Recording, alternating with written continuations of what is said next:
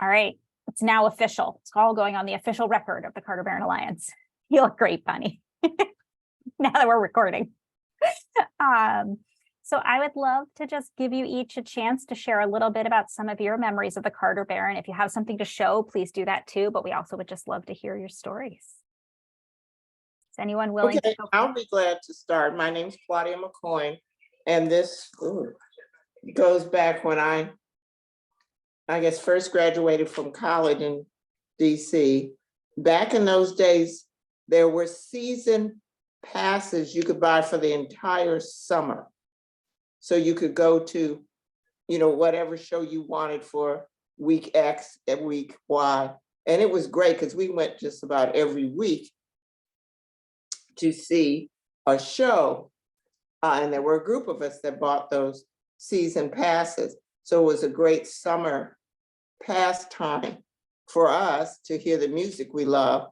Was disappointed that over the years, groups like Earth, Wind, and Fire could no longer perform because of the citizens' request and approved by our city council to lower the decibel level. So their decibel level was too high. Also, in the past, our elected officials, mainly the council member for the Ward 4 area where Carter Barron is located, would have special days where their constituents could go, and either tickets were free or they'd have some kind of gathering with food before the performance. So it made the Carter Barron a central place for the gathering of the community and to continue to enjoy the music that was provided. And one other thing I will say, over the years, I guess as Carter Barron started winding down, you had less and less of the variety of music in terms of the different types. And so it caused people to be less interested in going. I know that was my case and with the friends that I would attend with in the past. So I would say that we take into consideration, again, that broad range of music to attract people with all the different tastes and desires. But it was a great place to go in the summer. Thank you. Thank you. Oh, and Bonnie, you have your hand up, so take the floor. Thank you for those memories and those great ideas, Claudia. Yeah, I mean, that really is. I'm a native Washingtonian. I grew up in Shepherd Park. And in the 1950s and 60s is when I best remember Carter Barron.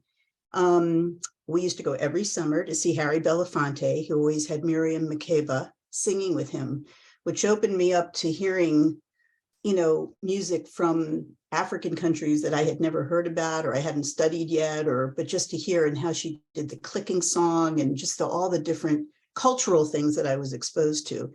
And we would see Danny Kaye there.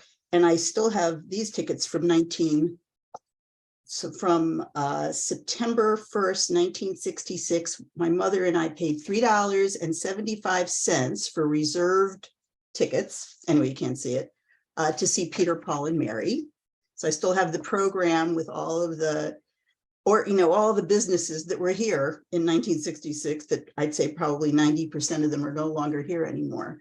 But for me, as sort of like a young person, pre-adolescence and then through my teens, it really was a place to just be, to hear this great music and see people from all over the city coming and seeing that there was a lot more than what was just in my home in terms of culture and music and exposure to things, which is what I hope could still come back. I was just a part of the service day for Martin Luther King's birthday to clean up over at Carter Barron. And it was just great to walk down the aisle and remember what it was like to be there. And it's just such a great facility. I hope we can, looking forward to it coming back. I think we all are. And thank you for helping bring it back, Bonnie. Right now, the amphitheater, it is closed and there are not events happening in it. So the only way to get in is through sweat equity, as we like to say. So we do every once in a while have service days where Bonnie, sorry, I didn't get a chance to meet you there, but you were probably working on invasive plant removal, making sure that the beautiful landscape in the front is only the plants that are supposed to be there. There's some things that have volunteered their way in. But we also do things like clean off the benches because, if leaves fall on them, it kind of degrades the wood of the benches, sweep the house. There are the concrete that is the bottom of which is the floor of the main section where all the seats are, is in pretty good shape, and we want to keep it that way. So, to make it as easy as possible to renovate the place. So we do a lot of making sure that the drains are clear. So when it rains, the water can wash away. And we do also put a lot of time and energy into covering up. There's been a fair amount of graffiti on the stage and areas around the stage. So covering that up to discourage more. So thank you, Bonnie. And we'll make sure if you're here tonight, you'll get all the emails about Carter Barron things in the future. And we will make sure that you get invitations to those service events as well as soon as they're scheduled. We'll probably, MLK weekend is a special one, but otherwise we'll probably wait till it's a little warmer for the next one. So thank you, Bonnie. And we would love if you have a picture of those tickets, we would love if you would email it to us. That'd be fun to have. How good a deal was $3.75 for a ticket in the 60s? I don't have a good sense of math inflation. For a reserved seat. I think it was pretty good, but it was always very affordable, but I don't know, at least I thought it was affordable. Yeah. My mother thought it was, and she didn't spend a lot of money. She was probably the big one. She did it. I knew it was affordable. Thanks for sharing that. Ms. Tyson, do you want to? Sure. I'm not sure if my sister's ready with the memorabilia. Can you see on your screen? Let me see if I can see on my screen if I see her, whatever. But while I'm doing that, okay, she doesn't have her camera on. While I'm doing that, let me just say by word, and I hope she does have some programs, and I think she has a ticket that she can show you. I live in Silver Spring, and I guess probably my sister and I had more or less started work when my bus every day would go by the Carter Barron, and on the sign up there they would say who's coming. And so I didn't drive very much, but I did drive to place on 16th Street, park my car and get the bus. And we would plan on going to the shows that we saw the billboard said was coming and already there. And I love music, and I love the music of that era. And I guess for me, I can't speak for her, the shows that were presented there were shows that kind of challenged me to do and be my best. And it's strange to say that, but it was an era in the 60s when things were opening up and a lot of things were going on. We were born in Washington, D.C., but our parents had moved to Maryland, where my father was born. But the Carter Barron, my favorite shows, there were so many, but I always did really love Johnny Mathis, and he came quite often. And he had a fan club in DC that was run by a girl. And so I decided I wanted a fan club too. So there were only 2 members, me and my sister. We were a fan club. We tried to recruit members and we just couldn't seem to do it. So we kept in touch with her fan club. And one of the times when he came, it must have been probably the last time or next to the last time, she invited us to come with her fan club. And there were seats on the stage instead of in the audience. And she invited us to come and sit there on the stage and watch Johnny perform. We didn't get to meet him, but it was such a thrilling experience that I will never get. And the orchestra, everything at the Carter Barron was top. It was just superb. And then with the setting of the lights and the trees all around that night, it would give you a special feeling. So I have to say that I thank them for encouraging me in my growing experience in life. to recognize something that was worth attending and saving, and especially for the next generation of young people, to have them exposed to some of the type of music that we had. Now, let me see if Teresa's on. If she is, do you? Yes, I'm on. I did pull up JPEGs of programs that and tickets that we had from 2 shows. I don't know how to share them. I just literally got on. She told me about the meeting about 15 minutes ago, and I'm working on something. So I'm not sure how to share them. I've opened up the photo, but that's all I know how to do. So I don't know that it would share on your screen. Can you? Teresa, can you see the button? It should be green at the bottom of the Zoom screen that says share screen. Okay, hang on just a second. There's a little up arrow and it's green at your Yeah. one. Let me get this opened up again. And can you share your video, picture of you? Let me see if I see. Oh goodness, I'm trying to open this up so that I do see share screen. So if you click on share screen, then it should give you Okay. choices of what to show and you'll be able to pick the picture. All right, well. There you go. Oh, are Okay. you seeing it? Yeah. Oh, okay. Which one is that? We can actually see all of them. I think if you double click on them to open them up, we might be able to see them more closely. Oh, Looks like the first one is a news article about Bessie Smith. oh no, that's not it. Okay, I see Carter Barron 1. Do you see Jack Jones and Henry Mancini? They're really tiny, so we can't really see them. Let me get rid of this one. She's not a part of that. Gotcha. That's something I sent some. See, I told you I don't know how to do this. That's great for someone who doesn't know what she's Okay, doing. well, can I, if I click on, does that one show? Oh, I can see on the right-hand side. Yes, I see Henry Mancini and his orchestra plus Jack Jones. Okay. And that beautiful overhead shot of the amphitheater. Yes, and that was a $1.75 ticket that we used to see them. And then this one was Ella Fitzgerald. Oh my goodness. And we saw her in 1964, and the ticket there was $1.75. My goodness. So those are 2 that I do have, although we went many, many times. And, you know, it was a great, as she said, we enjoyed it. And we usually got the $1.75 seats.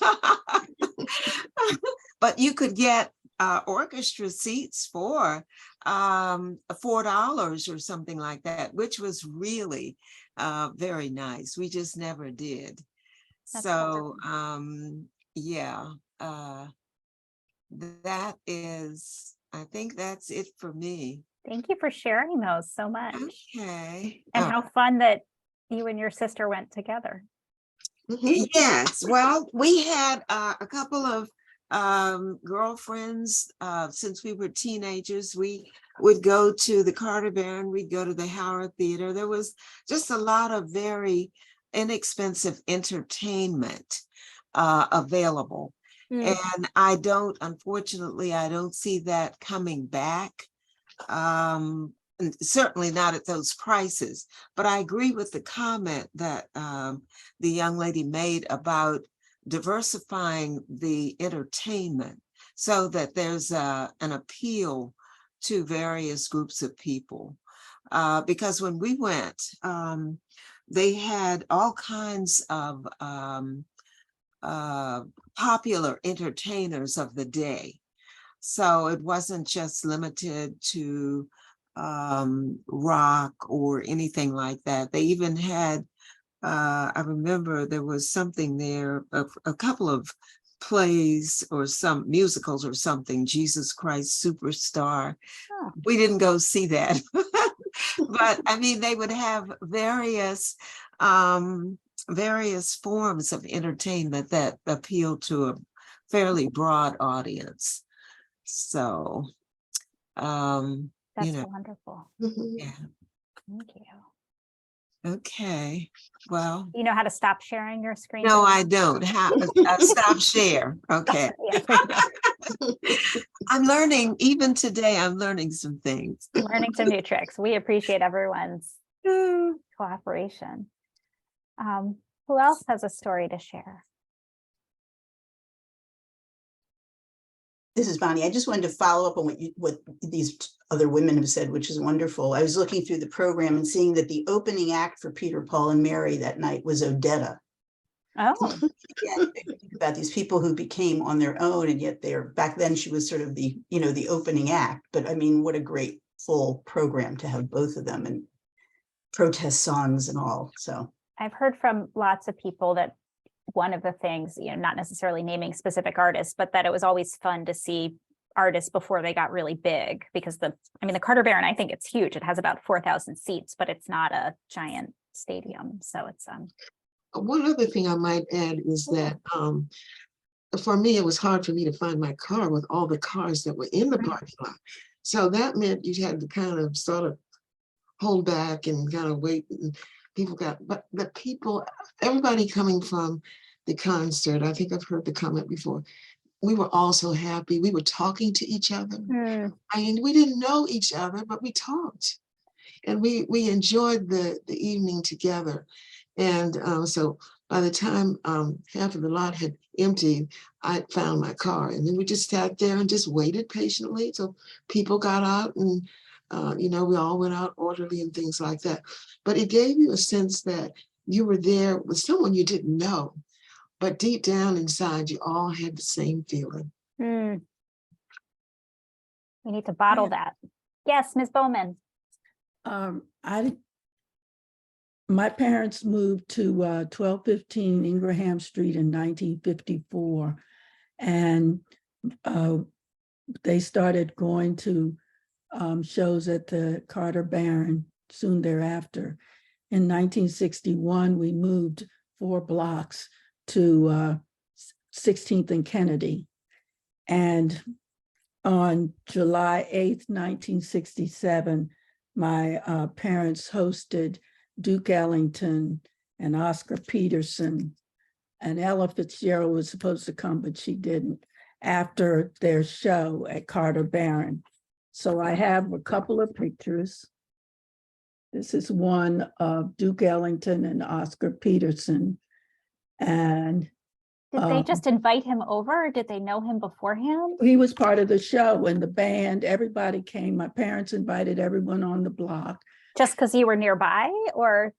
Yes, because we lived nearby. Plus, my father was a member of the Duke Ellington Jazz Society.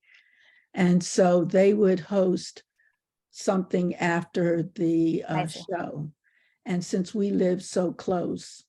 Yeah, that is a convenient location.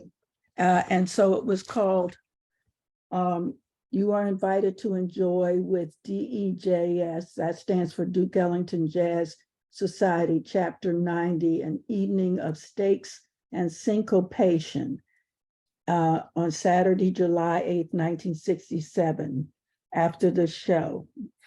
And this is my mother's invitation or notice of it. I think she put it on the front door. Oh my goodness. People coming in.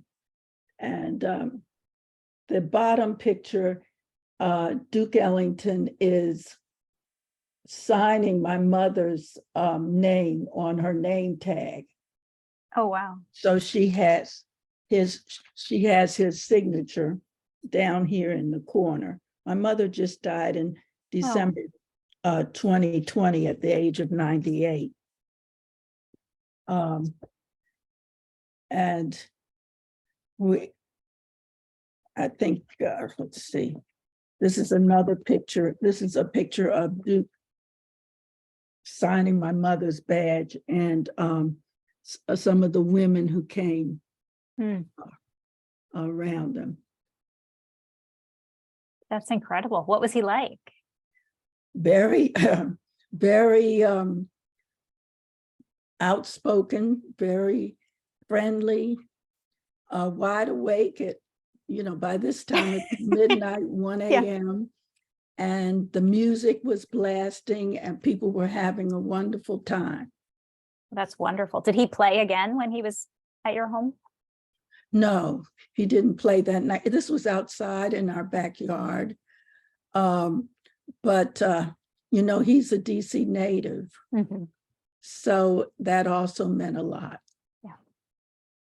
That's incredible. I'm going to have to start a fan club. It seems to be the ticket to success.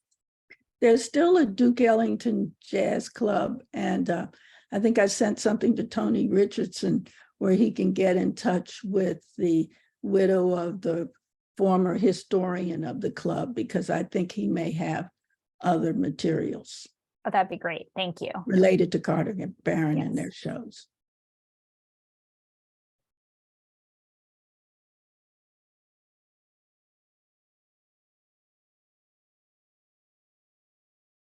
Who else has a memory? That's a hard one to top. Ms. Bowen.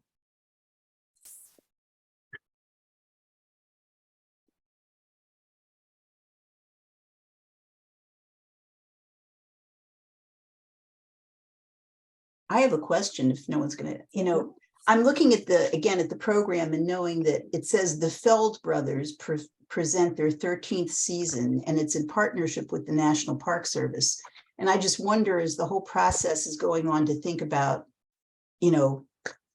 Carter Barron coming back, are there some corporations, with longstanding connection to the city that, could be brought in early to be a part of this, to, and how they could, be major partners in real estate. There's a lot of people in DC who are native Washingtonians who care a lot about this, who are very successful.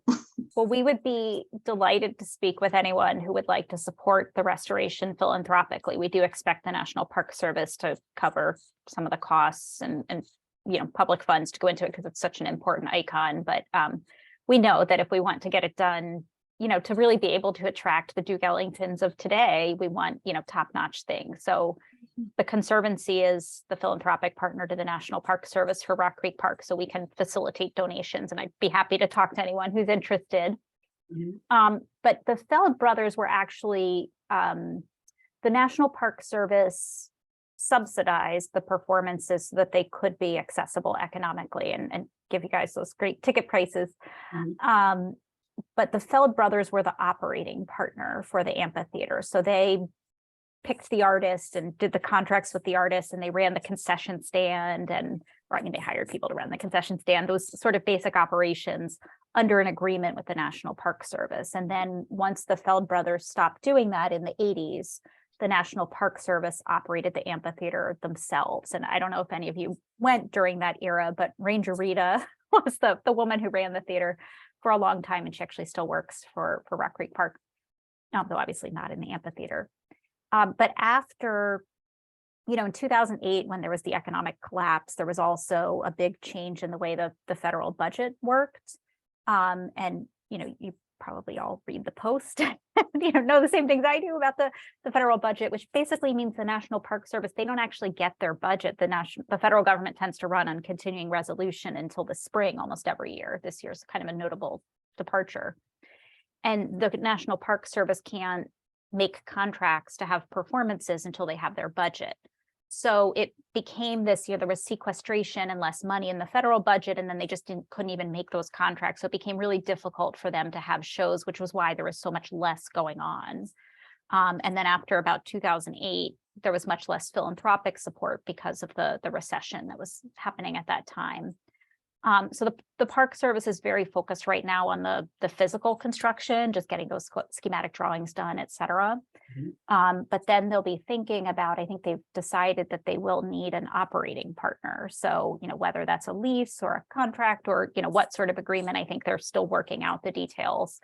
But they'll be turning their attention to that in the future. Yeah. So one other thing to think about too is the ticket sales. As I recall back in the day, as I said, right after college, there was a lot of just ticket sales only at the ticket counter at Carter Barron. which if you didn't go earlier in the week, it was a jammed location at the time of the event.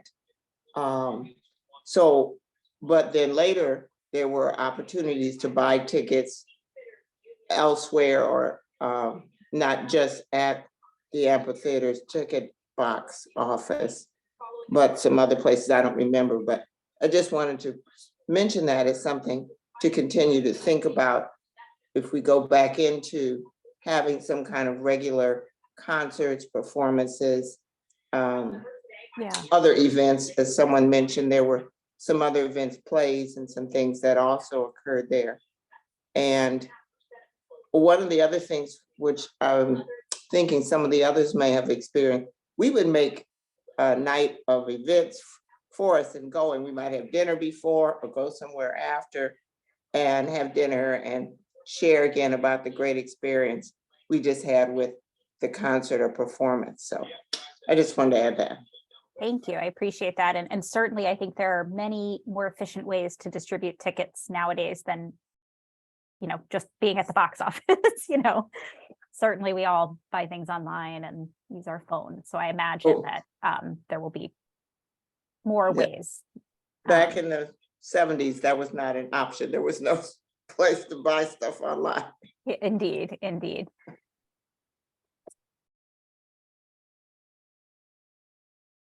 Though aren't there congressional hearings happening right now about the challenges of online ticket sales?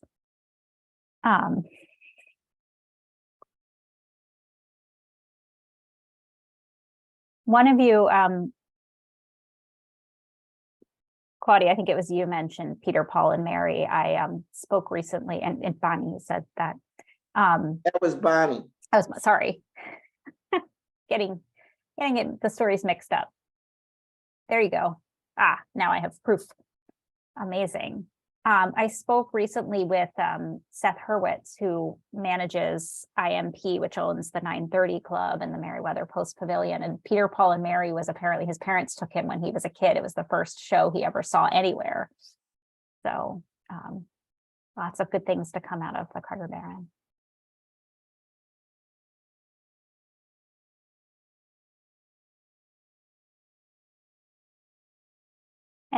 Ms. Tyson, you're on mute. Can we still send in names of entertainment that we think we'd like to see there? Yeah. Who Okay. would you like to see? You can tell us too. Email us. But... I went online not long ago and I saw the Temptations are still performing. And really? I think, yes, they are. They're giving concerts around the country. And at this particular one, I think it was them and the Four Tops. It was one of those back in that time. And they put up their next place they were going to be after that. But, some of the old groups are still around and many of them have passed on. But it would be, I just pray that it would encourage someone in younger people in the generation to go back and find out what these groups were like and to try to bring their music, not only their music, but their mannerisms. Now, I've seen new groups that try to mimic the music. The voices may be the same, but the way they look is atrocious because that was part of the performance. That was something that a lot of us as kids that were living in underserved neighborhoods, we go there and see them look so great. We wanted to be great, look something of that nature. And so that's why we were working and doing different things so that we could appear as first class, because we weren't thought of as being first class, probably by the majority of people, but they just really didn't understand or know what we were coming from. Thanks for sharing that. So I'll be sure and suggest some. I go online to make sure that somebody's still doing that some of the groups have trained others to do what they did. Interesting. Yeah.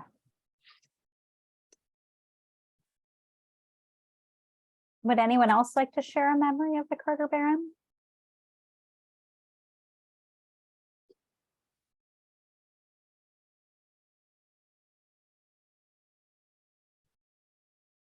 Well, this isn't Carter Barron That's okay. itself, but because we lived so close, Yeah. my friends and I, even in elementary school, would take our bikes and drive over to Carter Barron. And at the time, there was no fencing around it. Oh, And we would actually ride our bikes down behind it all the way to Beach Drive. Yeah. And there was virtually no traffic on Beach Drive, and we'd wonder where the street went. Hmm. And then I had a 24-inch bike that was rather heavy. And then we'd have to come back up Snake Hill, that's the hard part. which was the hard part. And usually somebody had to help me. So I wasn't very popular in that regard, but we had all sorts of trails behind the Mm. stage. Were there gates? Do you remember the gates being there? Just not a fence around the rest of it? Yeah, there were gates at the front, but Yeah. not around the back. Oh, interesting. I think somehow I seem to recall 2 children disappeared by the playground area where the swings and all were. And I think after that, they started putting up more fencing. Hmm. But it was wide open and it was a kid's dream. We would also ride our bikes over to, they call it Milkbone Ford, Milk House Ford. and ride our bikes across the ford till we all got wet. Oh, that would be fun. Was it when you were doing that, could cars still go through the ford or had it already been closed? to No, I car don't, traffic? yeah, I don't think cars went through. Yeah. That was, I think they closed it to cars a long, long time ago. But it was a lot of fun for Yeah, us that would be an kids. amazing adventure as a kid. We'd stop at Colorado Pharmacy and buy sodas and Hostess cupcakes and call ourselves picnicking in the Sounds park. good to me. So it was great. This was before they even had the tennis courts up there. Mm. Oh, wow. What was there before the tennis courts? It was just open area. Just open field. Mhm. Was the playground there when you were little? Yes, That's nice. So it's just playground and fields and then Carter Barron. right. And the parking lot was known for being a place where children or teenagers learn to drive. I have met many people when I say we're working on the And I Carter was Barron, one they of say them. that's where I learned to drive. That's where I learned to drive. I think, I don't know this for sure, but I think that someone told me that it's the biggest parking lot in DC other than the RFK Stadium lot. And maybe then someone else told me there might be one that's bigger at American University, but it's a huge parking lot. Right. But during the day, there weren't a lot of cars Yeah. parked there. And so it was easy to learn how to park and turn. Did anyone else learn to drive there?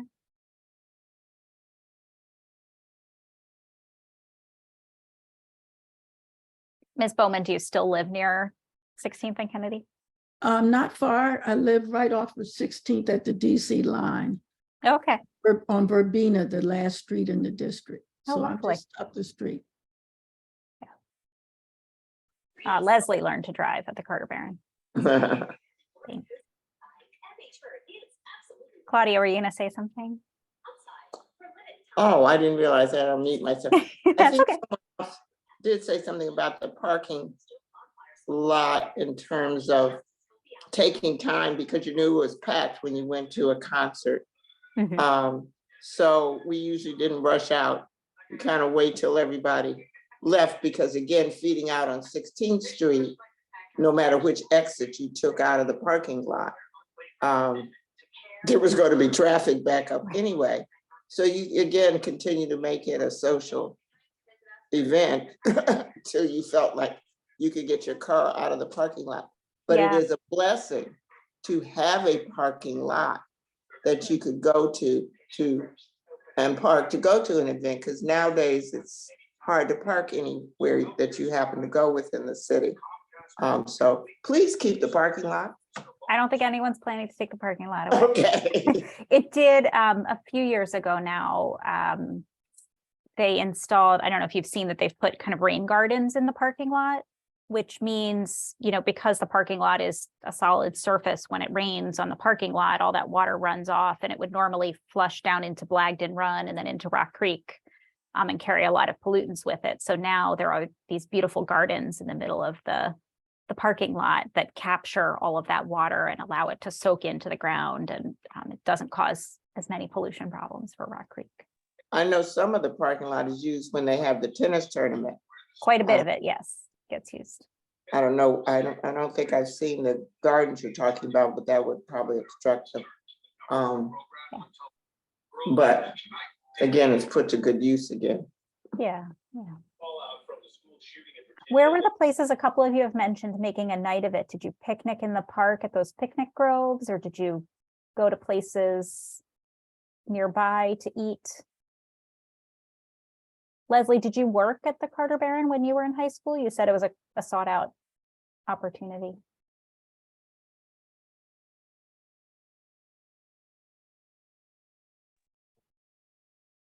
I know we went to Billy Simpson's, Okay.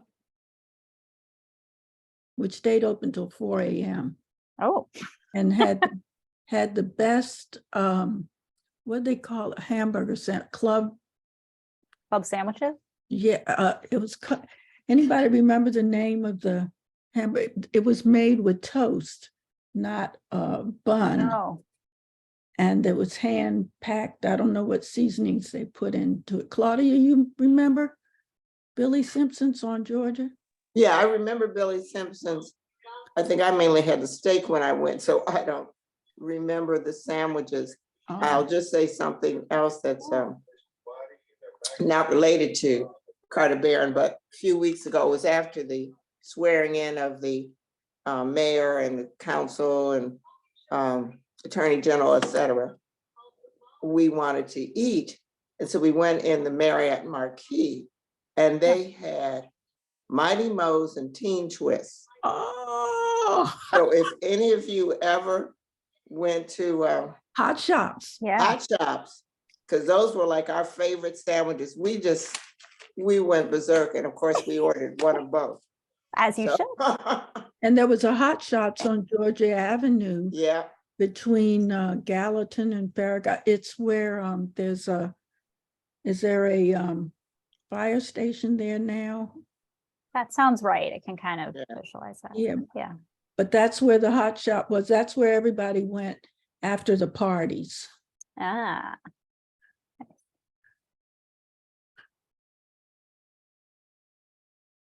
yeah, I can't remember where else we went, but it was probably, as Felicia's pointed out, somewhere either along Georgia Avenue or maybe downtown Silver Spring. Or we went to each other's homes Right. and had something to eat. also a good option. They had pretty good ice cream sandwiches at Carter Barron At the concession stand, at the Huh. concession stand. just vanilla ice cream and chocolate I like cookies. I like ice cream. Vanilla ice. I like the way you think. What else was there at the concession stands? There's sodas and chips and did they have hot dogs? Does anybody remember hot dogs? Yeah, I think they had hot dogs, popcorn, Yeah, popcorn. definitely drinks. I think what else people bought. Beer. Beer, yeah. Did they have wine? I don't know. Can't remember because I don't think we had it. But probably most of the people that went that I can think of had the hot dogs and probably chips and something to drink. And long lines to the women's. Long lines. That is one thing that is going to make the construction complicated, is that there are, so, you know, the amphitheater was built in 1950. And I don't know if there were rules at all, but certainly nowadays there are rules about how many bathrooms you have to have relative to the number of seats.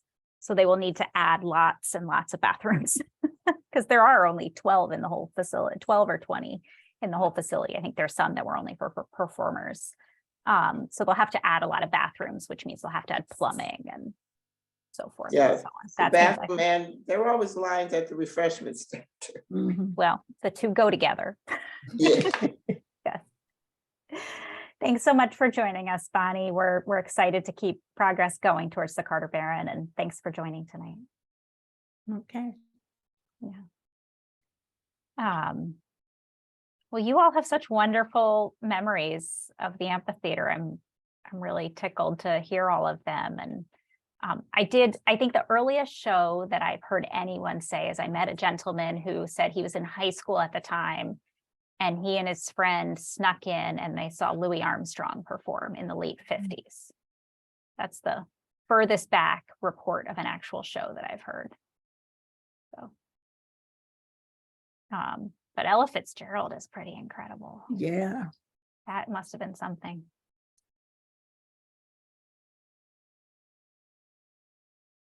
Do you all still see shows today? Obviously not at the Carter Barron, but do you go see live music? I don't, because we used to go to a lot of plays. We'd go to we had season tickets at the National. We'd go to the Arena Stage and places like that. The entertainment and shows were very reasonable, but the prices of tickets to anything now are so outrageous for me. And I understand that times have changed, but there's nobody I really want to see. And most of the entertainment around now, I don't even know these people. So, so I've not really had any interest in going to live shows now anywhere. But if we got the Temptations, you would. Well, you said they're reopening in 2026, I right? know, we'll have to keep the Temptations in good health till then. Good luck with that. Have any of you seen the Blackbirds? Oh, yes. Because Donald Byrd taught at Howard at Mhm. one point. And so the students became the Blackbirds. And I think I remember them. Hmm. I remember them in their recordings. And I think, I'm trying to remember if I actually saw them at the Carter Barron. Huh. Leslie just said that Donald Byrd also taught at Wilson, now Jackson Reed High School, which Oh, wow. I didn't realize. And someone told me, I think it's Donald, but maybe it's another one, lives in Silver Spring somewhere. So we would love to find him and hear his memories. My husband and I are jazz enthusiasts. Mhm. And so we go to Tacoma Station, Okay. which is nearby, and hear some excellent music. And we go to Westminster in Southwest as well. And of course, both the prices are quite reasonable, but they're not nationally known people for the most part. On occasions, they'll have some at at the church. Right, at Westminster. Mhm. Sometimes down from New York.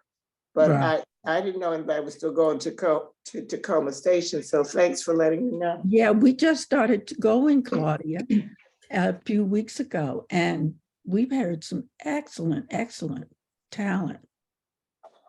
That used to be a hangout when they first opened. Mhm. Like Friday nights, everybody would come after work and usually eat and listen to the shows. But then it seemed like things changed over there. We stopped going.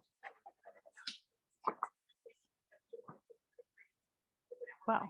I recommended Samara Joy as someone to for the Carter Barron when it's open. She's young, has a phenomenal voice. She's supposed to be the next generation Ella Fitzgerald. Oh, well, that sounds right up our alley. She's performed at the Cape May Jazz Hmm. festivals. Samara Joy, she's outstanding. We'll have to look her up. And of course, Cecile McLaurin Savant is one of my favorites. She's been at the Kennedy Center. Great. You know, I don't know, and I'm just gonna throw this out, whether this would work for Carter Barron, but there are some local talents, and because Felicia brought up jazz, I was thinking of, and the guy from our church, Felicia. Davy Yarborough. Davy Yarborough and his wife Esther Williams. And they used to perform, I don't know if they still perform in clubs around the area. Davy was a former music teacher at Duke Ellington School of the Arts, and I guess mainly jazz. And he continues a school since he retired from, well, it's an institute, I guess. Yeah, Washington Jazz Institute. Oh, yeah.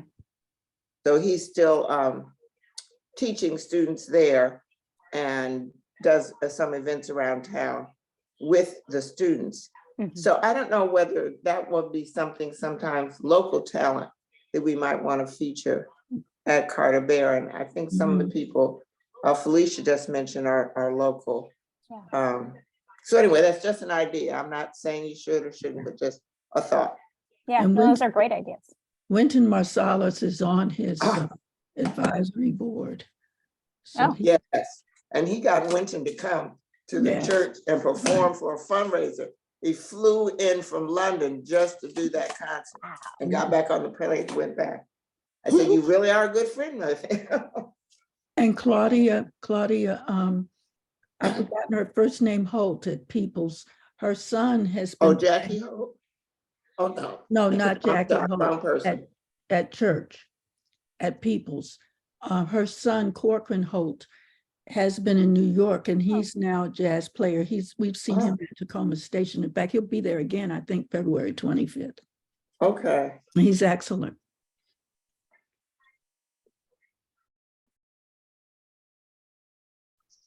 Well, And with Davy, you could have he play and Esther sing, because he has his own combo, but he could also feature the students. Right, right. Including one of our neighbors is Oh, on the faculty, oh, and you Claude- know, go ahead. Claude Bailey's son. I was just gonna say Claude Bailey's son is another musician. He's an excellent, excellent trumpeter. Is he at the Institute? Yes, he's on the Oh, okay. faculty of the Institute. Oh, he's on the faculty. Yeah, and he's finishing up a master's degree in jazz at Howard. Yeah, I thought he was still in school. He's an Oberlin grad.